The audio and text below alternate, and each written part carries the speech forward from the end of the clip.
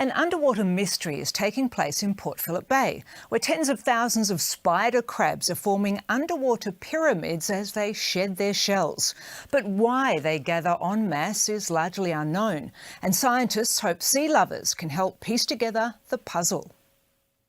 It's one of Mother Nature's most baffling phenomenons. Hundreds of thousands of spider crabs clambering over one another to shed their shells. They can't grow bigger like you and me. They have to shed their shells because it acts a bit like an armor.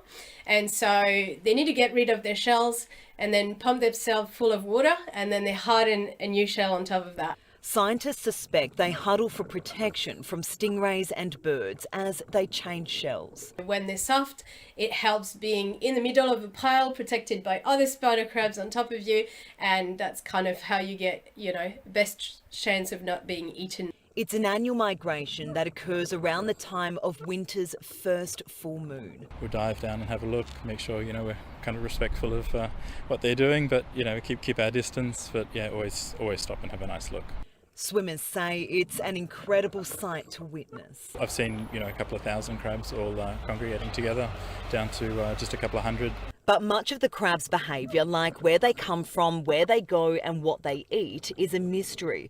Deakin University has developed an interactive map to better understand the species, calling on ocean lovers to document any sightings with photos.